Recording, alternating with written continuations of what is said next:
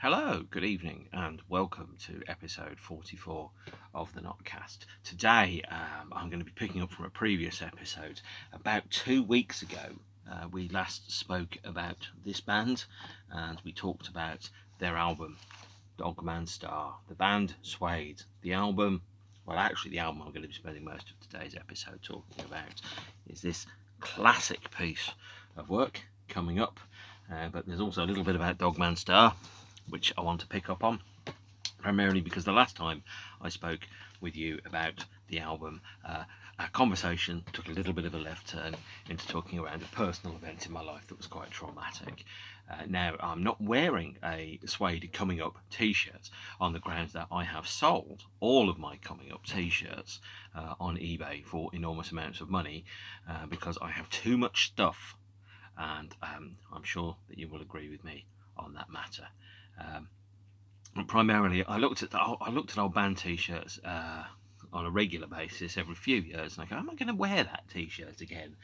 And if so, when and how often? And if I don't think I'm going to wear it, often it goes back in the drawer. And then if I look at it a couple of years later and I still haven't worn it, generally I'm going to go, right, I think I'm going to sell it.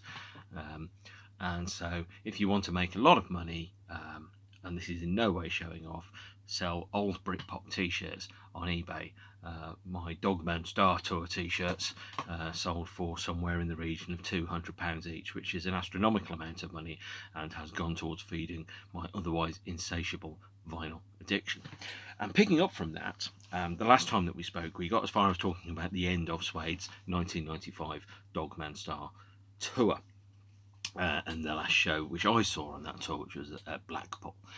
What we haven't talked about is the 2011 reissue of Dogman Star, which I'm going to address here before I move into the coming up album. 2011, Dogman Star was reissued, like all of the albums, in a 3-disc set of an audio CD, a remastered version of the album, and a DVD of extra material. Now, where Dogman Star differs from all of the other Suede albums is that one of the members left during the recording of this. So Bernard left the group around about the middle of July 1994.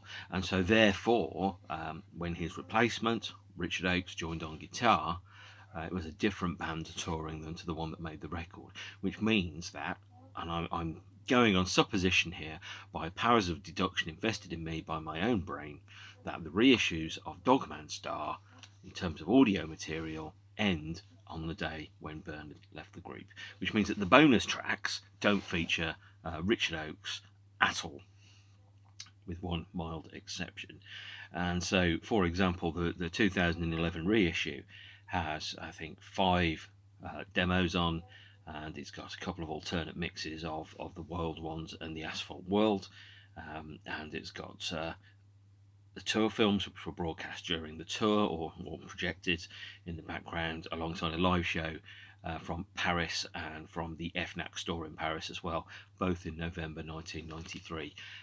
Now, none of the Dogman Star tour shows are featured on this release, primarily because in all probability Bernard wasn't a member of the band anymore and Richard was playing guitar. So from a contractual perception, probably the way in which this has been assembled is with the idea that any material with Richard comes on the album that Richard recorded with the band, which is coming up. Now, word of warning about this, there is also a 2014 multiple disc set version of Dogman Star that features the album on cassette and Blu-ray and CD and vinyl and other formats and reproduction 12-inch singles.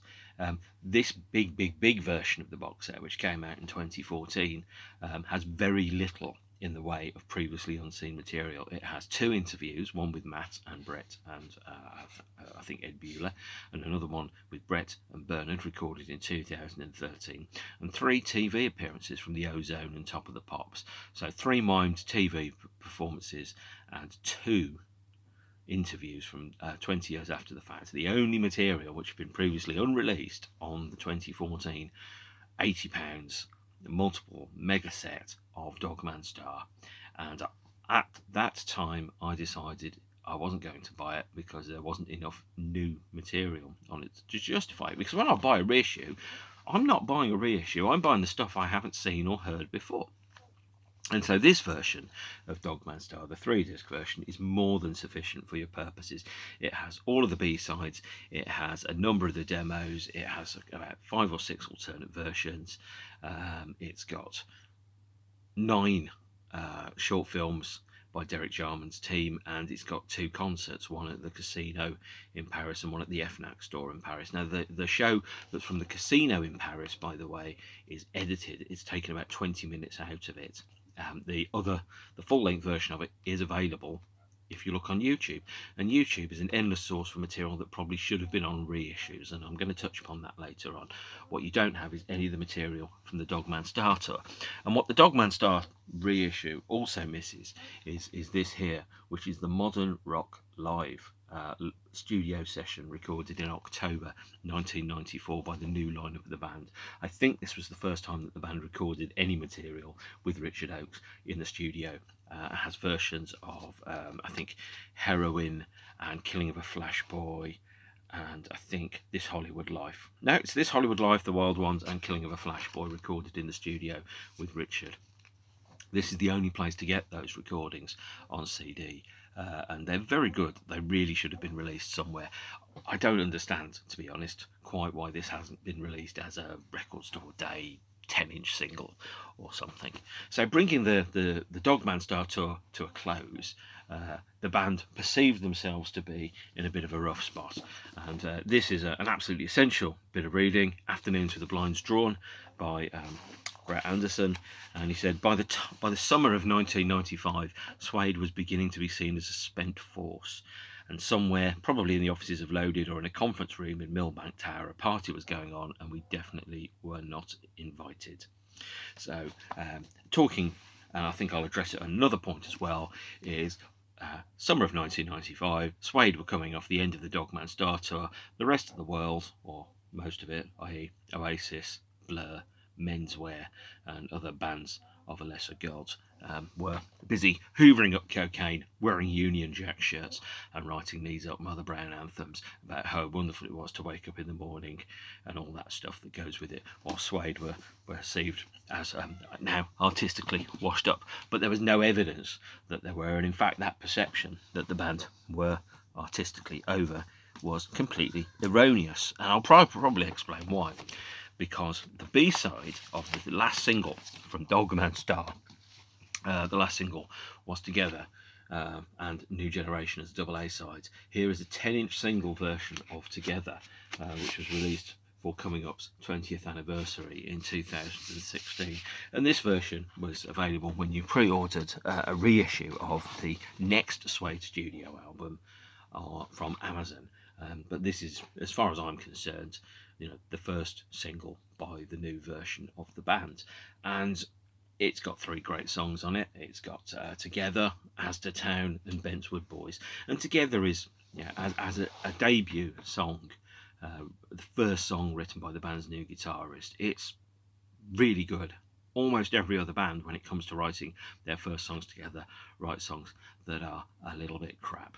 But Suede released Together, which is much, much better than just a little bit crap. And and as I've mentioned earlier, Suede were in the process of writing songs. They weren't writing B-sides, they weren't writing A-sides, they were just writing songs. And they started writing for the next album, which was untitled, and they wrote a hell of a lot of songs. In fact, if you think about Suede's work rate between 1989 and 1994, when Burnley was a member of the band, they had 3 years where effectively they were mostly inactive, 2 years where they were mostly successful, and they recorded 2 albums, and they released somewhere in the region of 38 songs. Now, in the 2 years, stroke 3 years after Richard joined the group, let's say between November 1994 and November 1998, when the sessions for the Head Music album started to come to a close, they recorded 2 albums, and they released something like 45-50 songs in the same period of time, as well as performing something like 252-ish live shows. So the band were certainly not slacking. They were working twice as hard and they were writing twice as many songs. Now, some of those songs may not be amazing, but that workload, think about, in your first 5 years in a group, you record 2 albums, you tour the world 3 times, you release something like 9, 10 singles, each one of which has probably 4 B-sides on. You're a very, very busy band at that point, and I don't think Richard Oakes is given anywhere near enough credit for his contribution to the band. Certainly Neil Codling isn't either, by the way. But all of this came together and was released in the 3rd album, which I regard in many respects as the second Suede debut album, which was released in late 1996, Coming Up. Now, the original title, or one of the many original titles for this, was Ultra, as in it's Ultra Suede. This is as good a debut album as any debut album you'll ever hear by anybody anywhere, and I will fight you if you disagree with me. Richard Oakes was a very different writer from Bernard, but just as talented in a very different way. So Bernard I regard as a guitarist who happened to write songs, and Richard as a songwriter who happened to play guitar. And the distinction between the two, especially towards the end of Bernard's tenure in the band, was that Bernard spent more time working on the guitar than working on the song, whereas I think Richard has always been very, very focused around chorus, melody, and making sure that the song is best served by his contribution as opposed to best serving their own perception of how interesting it is to get a certain guitar tone. Not a criticism of either member or either guitarist, but just a statement that the two are very different and have a different approach to sound and to songwriting. And obviously both have changed and evolved and matured over time. But Coming Up is, I think, probably the biggest selling Suede album. It's regarded by many people as one of their best. It is a classic. It is a fantastic debut album by the new lineup of the band. It's very underrated, actually, as well, and it came out just at the peak of the band's popularity. So summer of 1996, when it came out. The previous summer of 1995, Britpop, Oasis, Blur and all that stuff, and Suede were, signed off as a spent force, and they were writing and playing new material, so if you were paying attention, you could get and hear the new material. So, for example, here's a photograph which I don't think has been seen much, which is the band performing at the Tower Records in Haifa, I think it's pronounced, in Israel.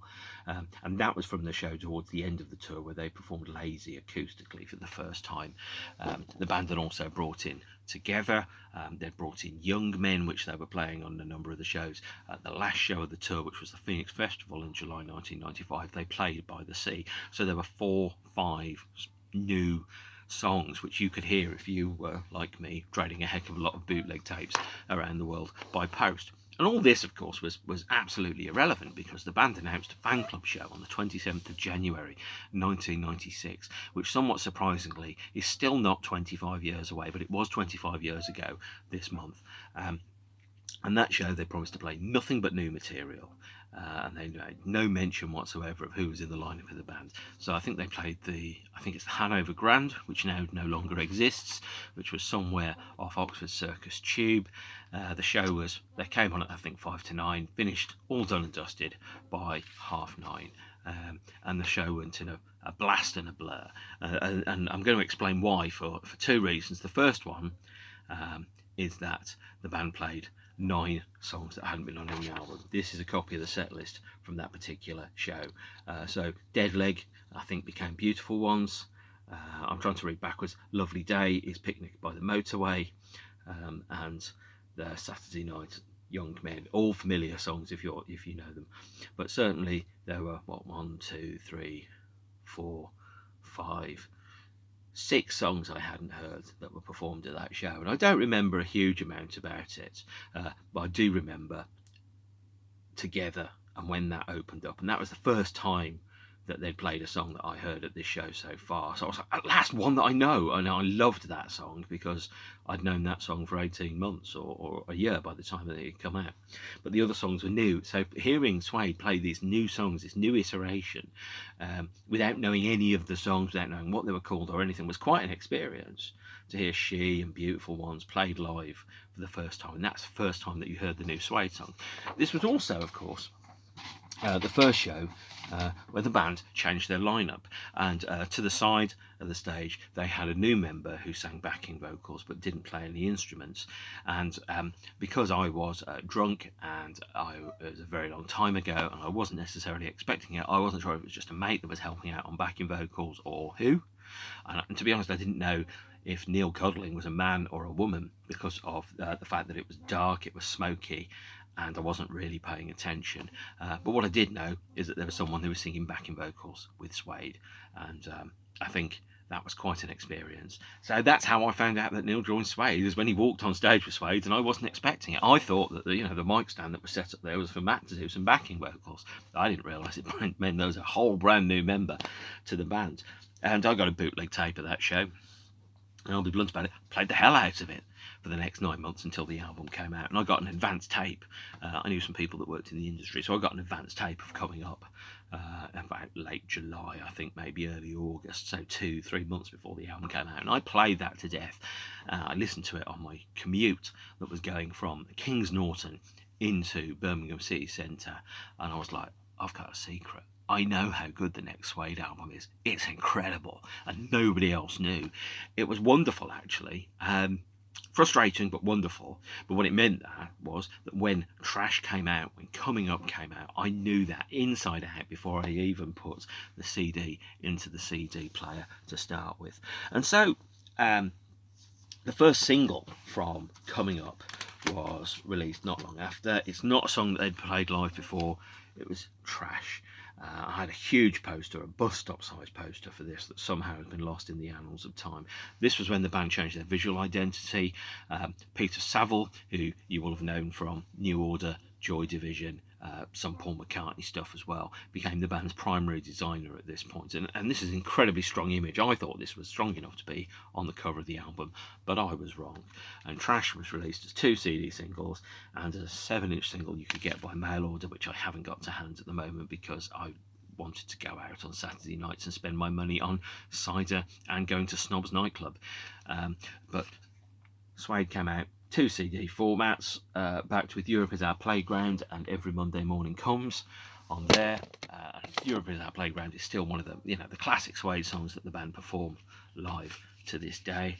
And then the second CD of Trash, exclusive limited edition 7-inch single. Well, that was £2.50 I didn't spend. There was a poster that came with the CD single as well. I don't think I've opened this in a very, very long time, by the way. So there's the poster with the lyrics to Trash written out on it. That poster was also included on some reissue versions of Coming Up in a significantly larger fashion. And that goes over there. So there were 2 CD singles. The 7-inch Trash was one of the Suede's biggest hits, and effectively it reasserted the band's position as a band, a creative force and a gang to be reckoned with. It's a great first single from what I regard to be one of the great Suede albums, and it's a great debut album by any lineup. If the band hadn't had the historical history which went alongside Dogman Star and Trash come out, I'm convinced that actually it would have been a huge record, and Suede would be as big now as they are then, but their set list would have slightly less songs written by Bernard Butler in, because Bernard would never have been a member of the band if Coming Up had been their debut. So Coming Up kind of stormed to the top of the charts, and the bands went all over the place. They played pretty much every TV show, every awards ceremony and everything. And Coming Up was released in a number of formats. Here is one of the original CD releases. This is the American version with the name The London Suede on it, but with a second CD of live material that's in there, and that live CD was also re-released as a fan club live EP, and it featured recordings from Dublin, Mitfins, and I think a couple of other live shows as well. Maybe Dublin and Mitfins, yeah. So I bought that because it had the 6-song live CD in it. which was primarily to make sure that people that already bought the UK version on import also bought the American domestic version that was released a number of months later. And, well, you know, bootleggers going to bootleg, aren't they? So they went pretty crazy, and here's one of the first bootleg CDs from that period. It's recorded at the Solar Hall in Stockholm on the 28th of October 1996, with some extra songs from Mitvin's on as well. And the band were all over the place, never turned down a radio appearance, never turned down a TV appearance. There's loads and loads of live footage of the band at this period, and they went straight into touring, and they came out of the traps, and they didn't stop for over a year after that. So I first saw my first show of the Coming Up tour was at the Q Club in Birmingham. I think it was the 14th of October 1996. The Q Club is now closed, but it was a converted church, and it was haunted, by the way. Apparently one of the alleyways was haunted by the ghost of a nun who used to live there. David Bowie played there in 1997. I didn't go because I was an idiot, but also, as I understand it, David came pretty close to not selling that out, to be honest. But it's a big, huge venue, probably 3,000 seats. Bottom is all flat, wood panelled, absolutely gorgeous. Huge, kind of like reminds me of the Paradiso actually in Amsterdam, if you've been there, but with a huge section of rising chairs that go up to the ceiling at the back. Great gig. I remember very little about it now, but it was 25 years ago. Next single was The Beautiful Ones, and again a 2 CD set, backed with Young Men, which we've heard before, and The Sound of the Streets, which the band still play live to this day, as well as on the second CD, Money and Sam. Now, I heard that Money was originally regarded by Saul Goldburn as a potential first single, and the fact that it actually became the third B-side on the second single shows you how strong the band's songwriting became. I haven't really addressed Coming Up, but I think I'm going to go straight into talking about how this album is absolutely fantastic. As I've said before, it's ultra Suede. It is direct, clear, populist pop rock music, unashamedly trying to communicate with the masses, to write easy songs, maybe songs that in the days when I had hair, songs I would blow my hair dry to before I went out on a Saturday night. A lot of people, including my then girlfriend, listened to this album on a Saturday night, did their hair before they went out on the town and had a couple of drinks, shave heads, rave heads, and on the pill with too much time to kill, getting into bands and to gangs. And the lyrics on this are straightforward, brilliant, and unashamedly about the world in which we live in. So the lyrics on Dogman Star, and the music on Dogman Star, and the presentation of Dogman Star was baroque, gothic. It was arch. It had a sense of not being direct about it, whereas Coming Up very clearly was a pop album with guitars, and it's a brilliant one of that. It's one of the best pop albums that there are. Everyone's a killer, all killer, no filler, baby. I would change the sequencing of this album a little. I'd put She, which is the last song on side 1, to the beginning of side 1, and I'd put Another No One, which is the B-side of Trash, as the last track on the album, and I'd shuffle Saturday Night up into side 1, so the album would fade out of view.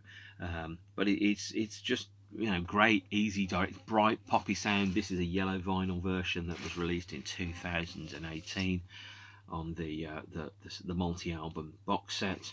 But it's a clear, easy, direct album, and every song in it is great. Even the songs I don't like, I know are really, really good. So I'm not a huge fan of Star Crazy. I think that's a little shallow and repetitive, and it doesn't have any dynamics in it, so it kind of starts, repeats itself, and ends at the same place with no resolution. That's my hang-up, because I think that particular song doesn't have any narrative to it in terms of its musical progression. It doesn't end at a different point to where it started. So it's a musical journey, but effectively it's a bus route that goes in a circle. That's the worst thing I can say about the whole of the album. The rest of the album, every song on it is would easily fit in very, very comfortably on any band's greatest hits album. Full stop, end of story.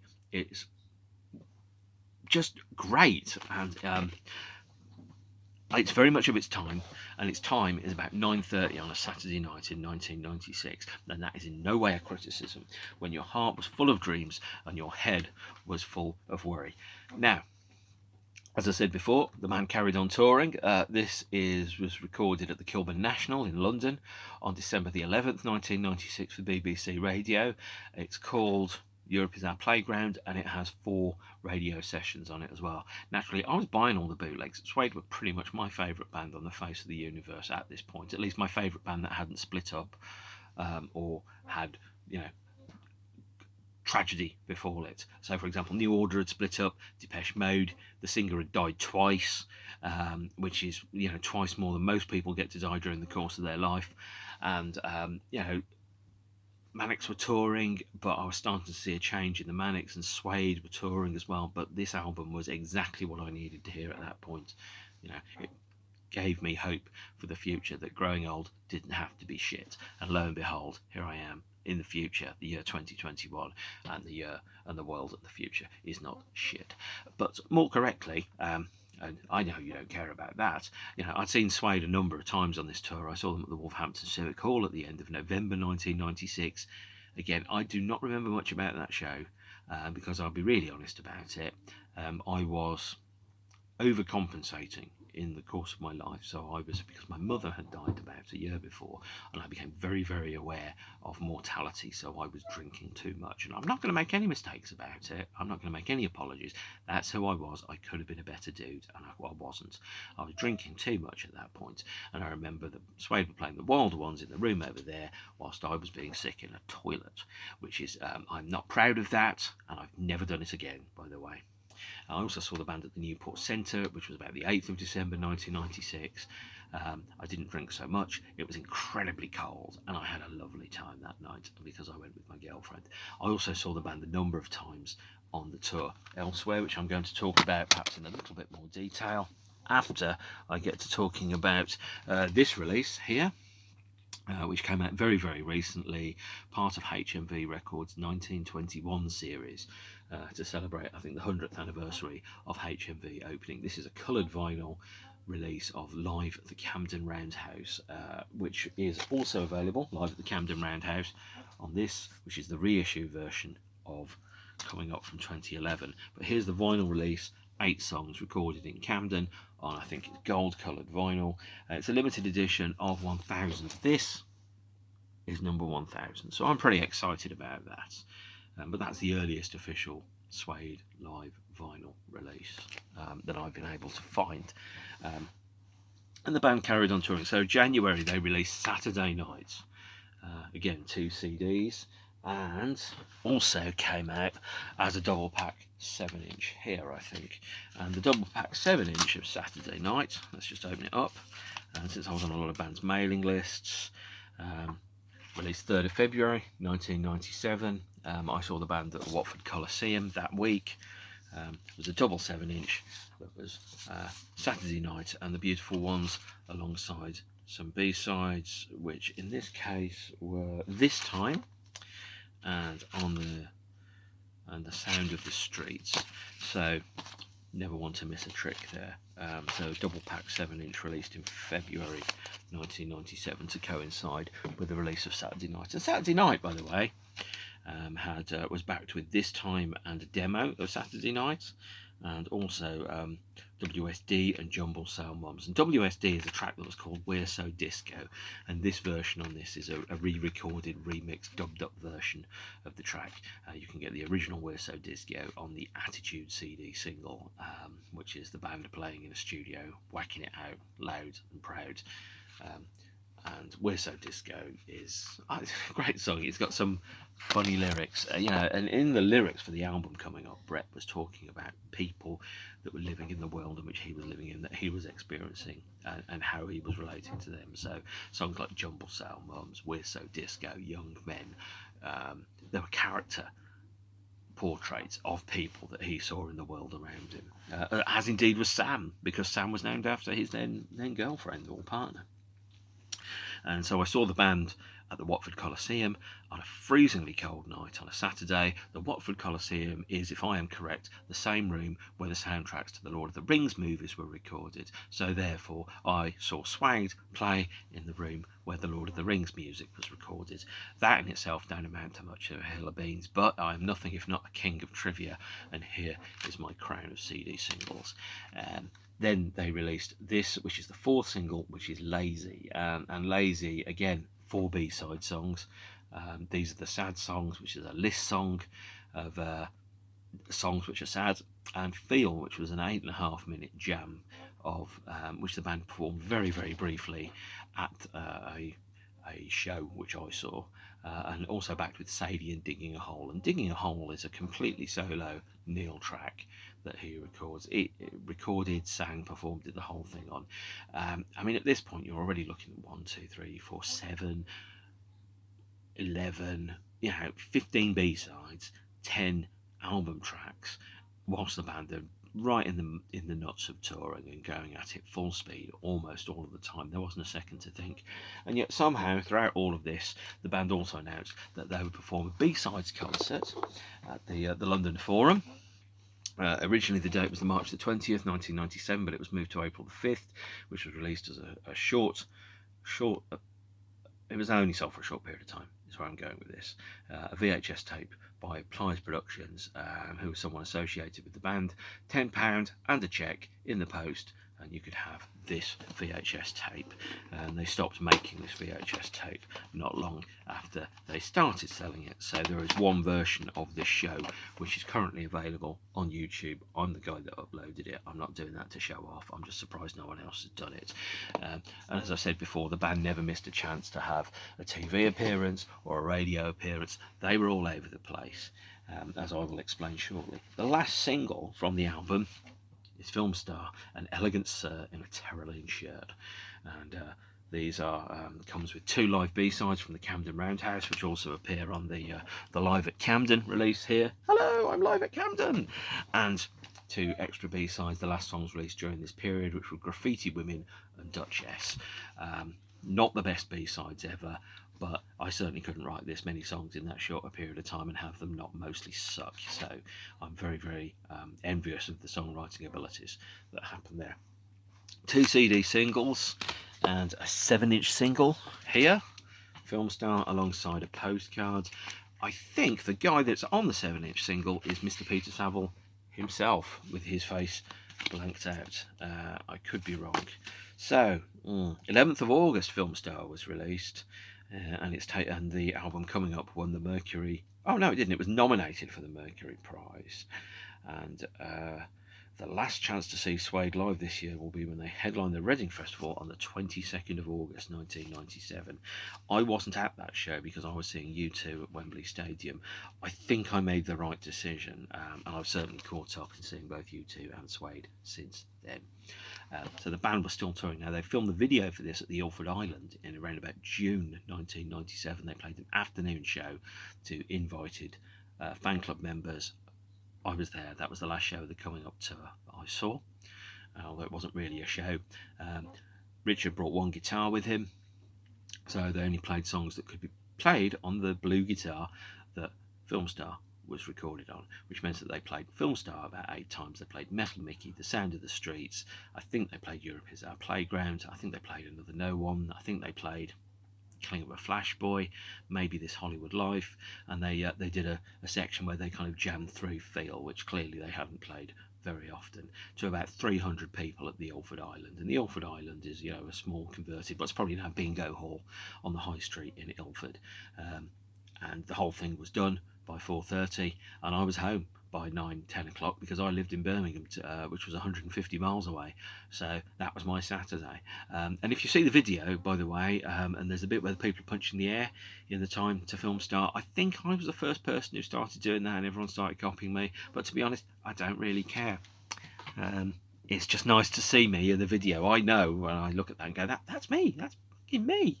And I had a shaved head at the time, so I know it's me because I was the only person with a shaved head in the crowd. So after the end of FilmStar, after the end of the Coming Up period, the band then kind of went into another bit of work, which I'm going to kind of pick upon shortly.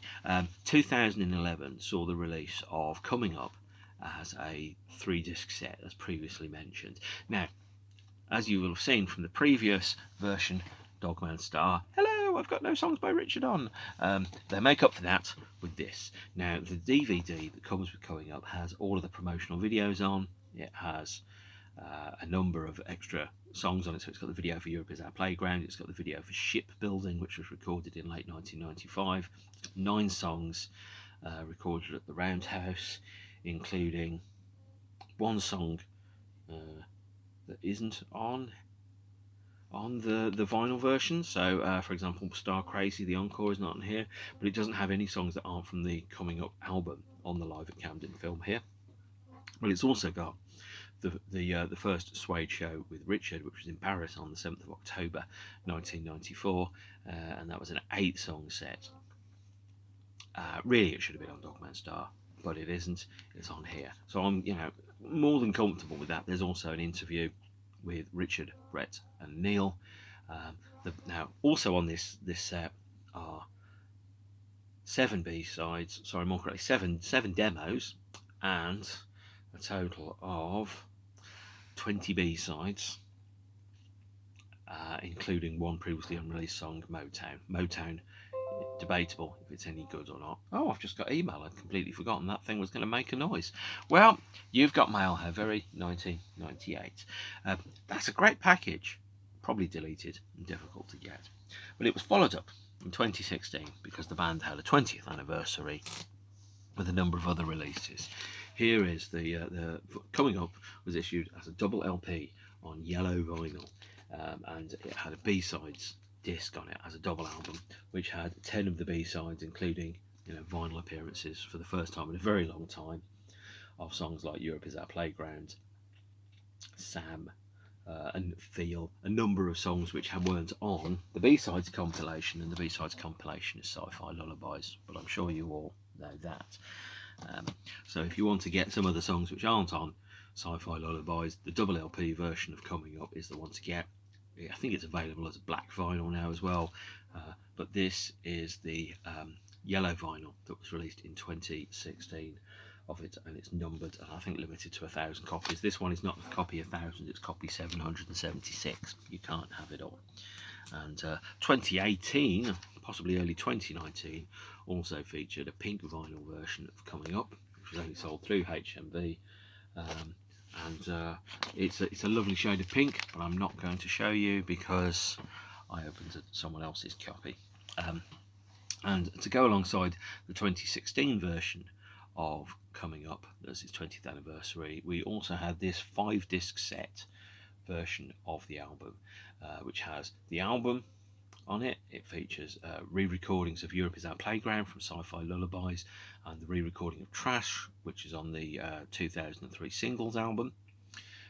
It's got the 17 B-sides, and it has got 19 demos, monitor mixes and rehearsals. It's not all the demos, monitor mixes and rehearsals, but it's excerpts from them. So it's full versions of the songs taken from working cassettes going back in time. Some of those cassettes are circulating on the internet. They're pretty hissy, and it's clearly a boombox in the corner recording the band making a racket. There's for example, versions of pretty much every track of the album in an alternate mix or a demo form, alongside a number of the B-sides. And some of the tracks have lovely demo names, such as Electric Cakes, Wedgie, Somber Bongos, Owly, and Soundgarden. So, if nothing else, Suede do fantastic titles for their demos. 4th disc on this is live at the Paradiso in Amsterdam on the 20th of October 1996.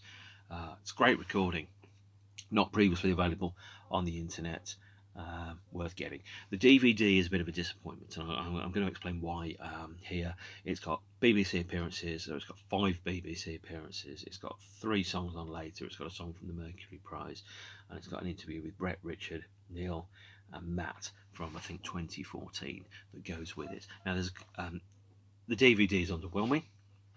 There are a number of full-length live shows that were professionally shot, recorded and mixed, which aren't on this DVD, such as, for example, the B-sides gig, which I just showed you, would have been an ideal slot to go on here. Additionally, they also recorded, I think, Tokyo, Belfort, and Rock Palast as well. So there's at least 3 or 4 live shows that should have been on here, which weren't. Now, you can argue about licensing, you can argue about where's the space on the disc. from my perspective, if you're going to charge me £40, then put a bit of extra stuff on it. It's a really good box set, by the way. No complaints about that, apart from I wish there were more live shows on the DVD.